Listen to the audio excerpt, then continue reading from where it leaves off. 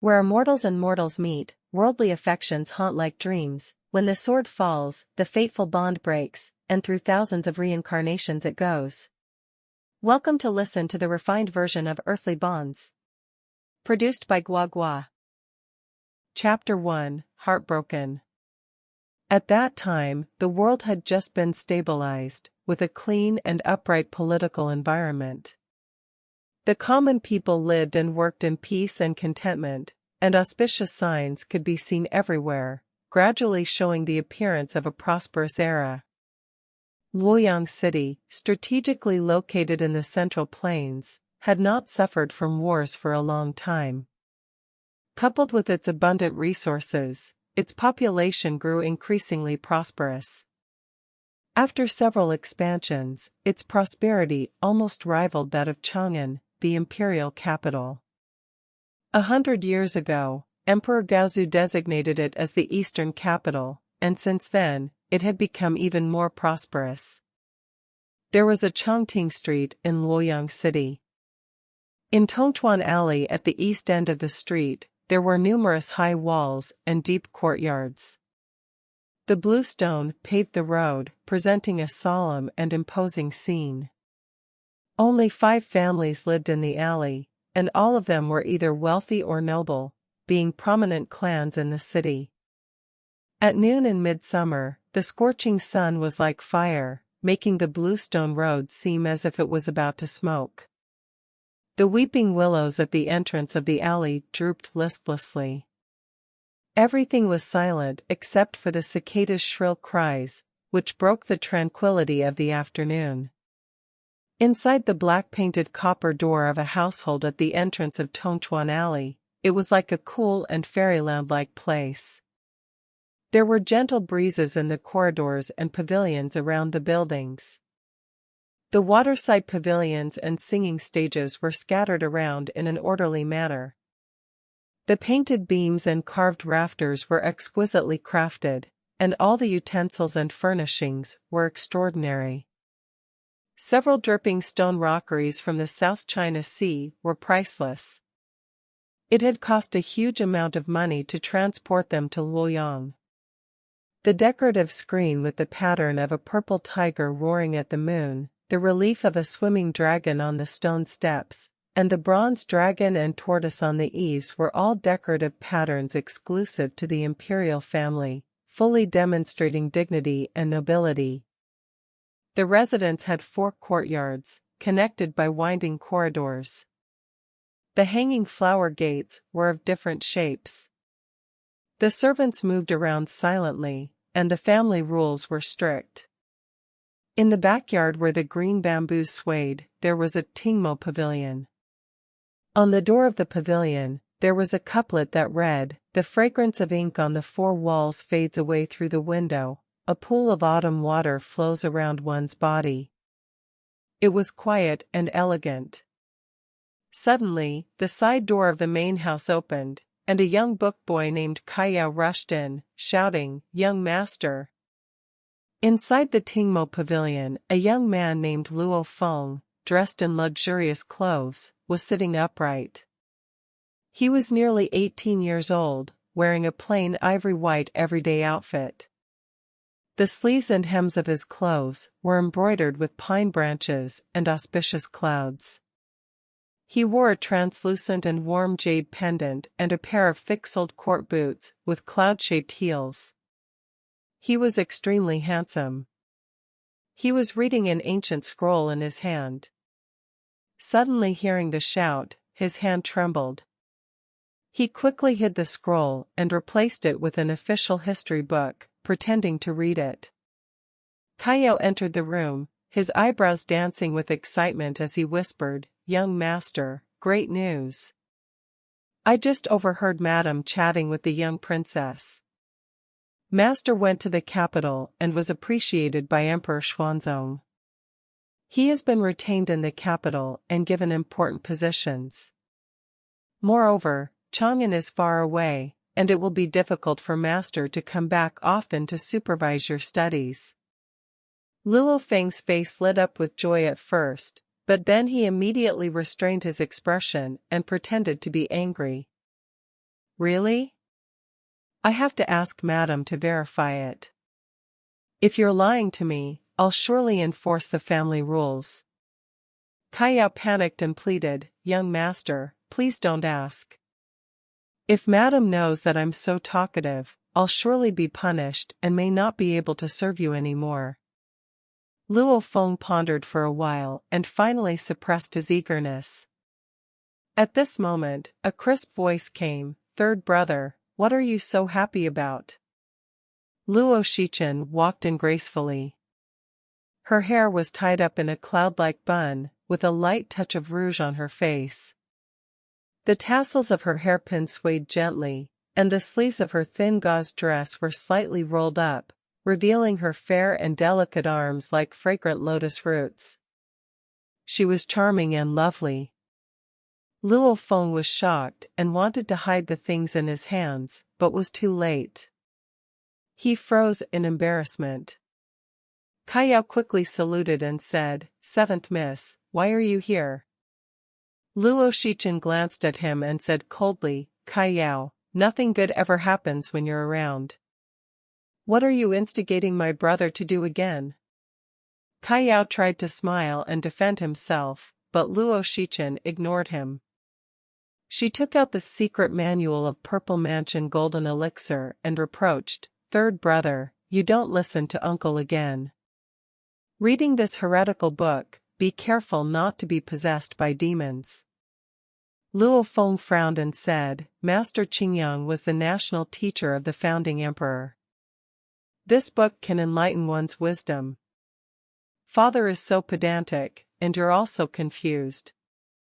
Luo Shichen put down the book and reminded him, 3 days later, Mr. Shimen will check your studies. If you don't pass, when uncle comes back, he will surely punish you by grounding you. Luo Feng smiled slightly and said, It's just reciting 3 volumes of the Annals of Emperor Taizong. Half an hour will be enough. Luo Shichen snorted and said with a smile, You're the only smart one. Luo Feng was born into a noble family. His father, Luo Renhe, was extremely talented in literature and held an official position in Luoyang. He had a good relationship with the Prince of Luoyang. His sister, concubine Luo, was the most favored in the imperial harem, and the family's status grew day by day. When Luo Feng was born, there were strange phenomena in the sky. Purple and blue lightning intertwined, and he held a strange blue stone in his hand.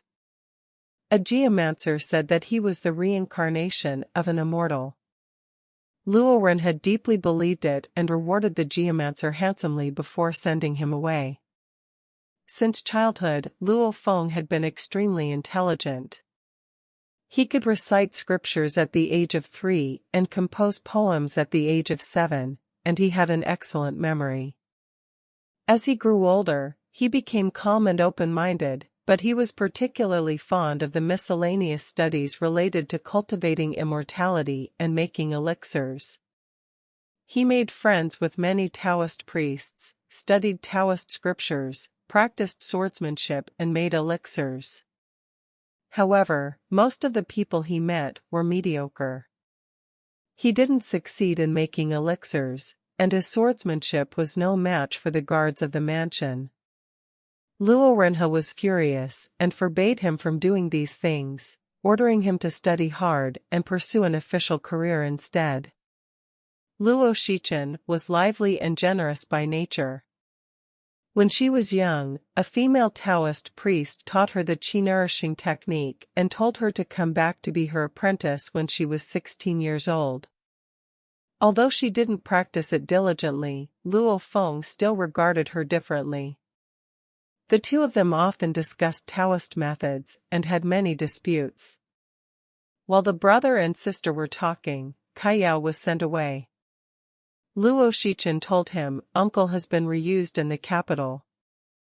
Mr. Shimen has been entrusted to conduct a strict examination, and it's not just about the 3 volumes of the Annals. Luo Feng smiled and said, It doesn't matter. I've already memorized them thoroughly. Before he could finish his words, a fierce wind suddenly blew up. Scrolls, papers, and pens flew all over the sky. An ancient inkstone hit Luo Feng's shoulder directly. Bearing the pain, he quickly pulled Luo Shichen to avoid danger. In an instant, the bookshelf collapsed. Luo Feng threw himself to protect Luo Shichen again, and many precious antiques were smashed to pieces. When the wind stopped, Luo Feng looked at the messy study and was still in shock. Luo Shichen pushed him to stand up, and the two of them went to the courtyard. They saw dark clouds pressing down overhead, as if the leaden clouds were about to fall. Luo Feng raised his head and pondered, this wind and rain are so strange. Maybe there's an explanation in the 9 truths of Xuandu. Luo Shichen exclaimed in surprise, but her voice was drowned out by a clap of thunder. Luo Feng stared blankly at the falling lightning. The thunderbolts were like waves. Ignoring the danger, Luo Shichen rushed towards Luo Feng. When they landed, they found that the green bamboos and flowing springs were still the same, and the sky was clear. Only Luo Feng was curled up on the ground, unconscious. Her heart ached as if it was being twisted, and she rushed forward anxiously. Luo Feng's whole body was burning hot, and his face was purplish red, as if flames were about to burst out from his body. The clothes on his chest were burned black by the purple lightning-induced heavenly fire, but the skin underneath was tender and snow-white, like a freshly peeled lotus root, without any trace of burns. Around his neck hung a thin gold chain, and at the end of the chain was a small blue stone. Since he was born, he had been grasping this stone in his hand.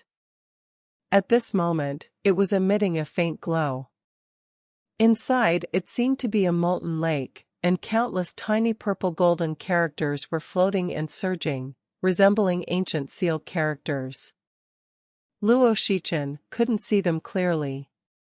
Out of curiosity, she reached out to touch it, but as soon as her fingertip touched it, a blister was burned on her finger, making her eyes full of tears. Luo Feng didn't know when he woke up. He was lying on the ground, staring blankly at the blue sky, with hot tears streaming down his face. The precious light of the blue stone had disappeared, and it lay quietly on his chest. Luo Shichen was flustered and gently shook his arm, calling out, "Third brother, what's wrong with you?" After a long time, Luo Feng seemed to wake up from a big dream. His gaze seemed to penetrate everything in front of him, and he murmured to himself, "So, is this the last reincarnation?" At this moment, he no longer had the arrogance of the past and became so profound that it was hard to see through him. Luo Shichen became even more panicked and asked again, "Third brother, should we invite Imperial Physician Shui?" Luo Feng came to his senses and slowly got up, smiling and saying, "What's the use of him? Ordinary medicines and prescriptions can't solve the cause and effect of reincarnation. This is the last reincarnation. Once I achieve perfection in cultivation, everything will be resolved." Luo Shichen asked in confusion, and Luo Feng gently stroked her hair and patiently explained, "You don't understand it now. Cause and effect in reincarnation, the illusory and the real, are just like stories. There's no fixed reason. When the opportunity comes in the future, you'll understand." Luo Shichen was as intelligent as ice and snow. Her heart moved, and she asked, "Third brother, are you leaving?" Luo Feng was startled when he heard this. After pondering for a while, he said, "Life and death witness reincarnation. Since I was born in the Luo family, it's also a kind of fate. I'll leave a letter. We'll meet again if there's fate in the future." After saying that, he quickly went back to the study to write a letter and then walked out of the Tingmo pavilion. Luo Shichen didn't have time to read the letter and chased after him, shouting, third brother, where are you going?" "To the majestic Kunlun mountain." By this time, the maids had just noticed the changes in the Tingmo pavilion. They rushed in and saw the messy study, gasping in amazement. However, Luo Feng walked past them without being noticed by anyone. The servants were in chaos, but Luo Shichen turned a deaf ear to it and quietly hid the letter in her sleeve. It was already September. Luoyang was as hot as fire, while in the western frontier outside the pass, the cold wind was biting, and the Gobi Desert was vast, with yellow sand everywhere and gravel all over the ground. Once the wind and sand blew up, it was pitch dark, and people and livestock couldn't feel at ease. Luo Feng was dressed in luxurious clothes, with his hair neatly combed, walking slowly in the desert. He didn't look travel-worn, but there was still a trace of tiredness on his face that couldn't be concealed. At the moment when the purple lightning and heavenly fire hit him, he suddenly realized his hundreds of reincarnations and thousands of years of worldly ties.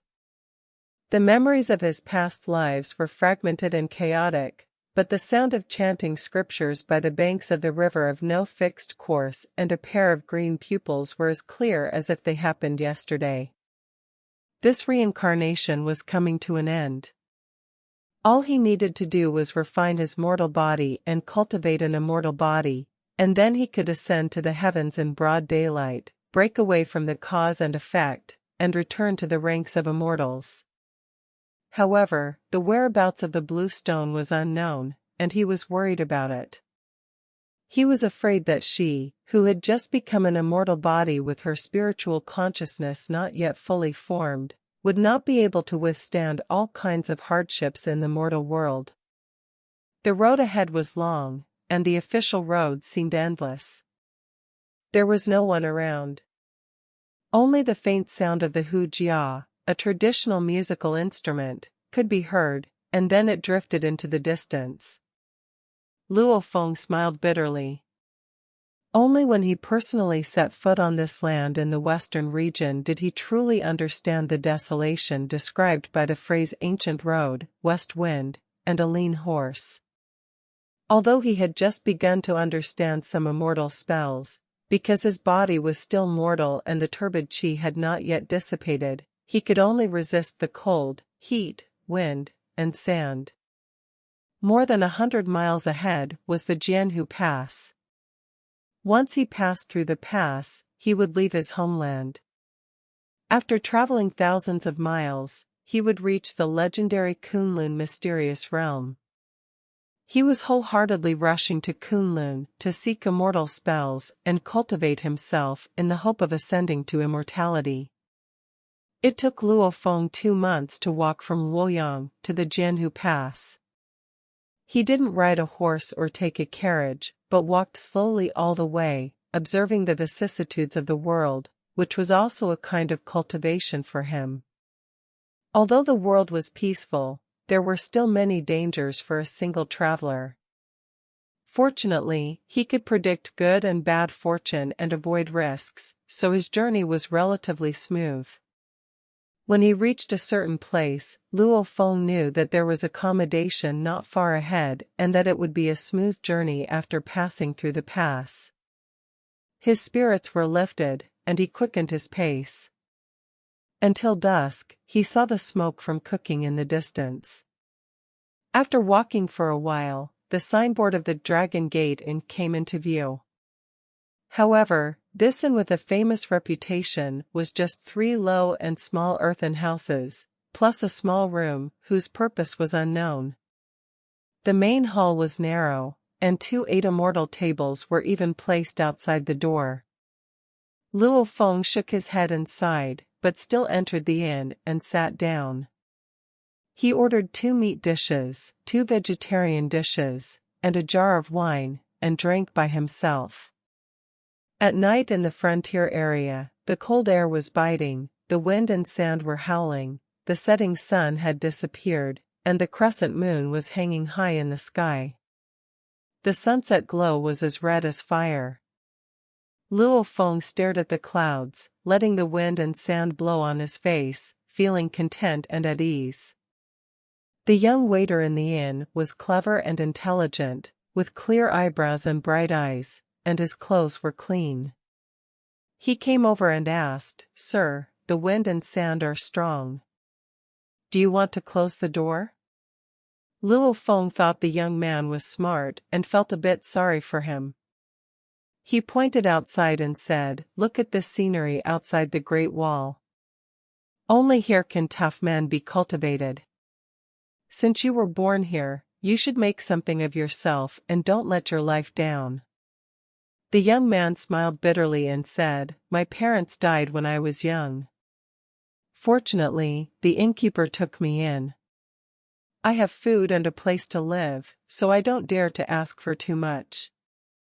The innkeeper seemed to sense something and trotted over, with a big smile on his face. "Sir, are the dishes to your taste?" The young man's face changed slightly, and he silently stepped back. Luo Feng glanced at the innkeeper, frowned, and waved his hand. "It's okay. You can leave. I want to be alone for a while." The innkeeper nodded and left, quickly calculating on his abacus. Luo Feng sat upright, his fingers trembling slightly. The wine in the cup formed a deep vortex, and the column of wine in the center moved like a dragon. When the red clouds disappeared, he stood up, poured the wine on the ground, and silently prayed in his heart, "In this life, I want to end my worldly ties and return to the immortal world. All causes and effects will be ended with this wine." The strong wind in the northern region was as hard as iron, and the flying sand was like knives. The signboard of the inn flapped loudly in the wind, and an air of battle filled the air. Luo Feng was filled with heroic feelings. He threw away the small cup, took a big bowl, filled it with strong liquor, raised his head, and drank it all in one gulp, praising, "How refreshing!" The strong liquor in the northwest was spicy, quite different from the fine wine in the central plains, but it just suited his mood. He was about to pour more wine when suddenly the wine jar seemed to weigh 1,000 caddies. His hand went weak, and the wine jar fell to the ground. Suddenly, the earth shook and the mountain swayed. Luo Feng's body swayed, and he almost fell down. Just when he was shocked, out of the corner of his eye, he caught sight of the soup basin on the table. The soup surface was calm, and the oil flowers were slowly melting without any ripples. It turned out that he was the one who couldn't stand steadily. Dizziness hit him, and his eyelids felt heavy. He struggled to reach out and tried to form a spell with his fingers, intending to dispel the knockout drug. He thought it was just a minor disaster and even planned to punish the innkeeper and his wife. He wanted to take the young man with him to Kunlun because the young man was quite spiritual and might have an immortal fate. However, before he could finish reciting half of the purifying heart spell, a sharp pain hit the back of his head. Then everything went black, and Luo Feng fell to the ground with a thud. On the verge of death, he struggled to turn his head and saw the young man standing behind him expressionlessly, holding a thick wooden stick in his hand. Luo Feng felt a chill in his heart. The young man was so skillful in doing this, obviously accustomed to such deeds. Why? Wasn't it supposed to be smooth all the way to Kunlun? Luo Feng murmured to himself. Finally, he couldn't hold on any longer and completely collapsed. In a daze, the innkeeper's hoarse voice rang out, "I didn't expect this guy to be dressed so brightly, but his luggage is so shabby. He doesn't even have a horse. But he has good flesh on him, which is enough for the inn's expenses for a month. Hey! Drag him to the kitchen quickly, boil some water and sharpen the knives. If you dare to be lazy, brat, I'll break your legs."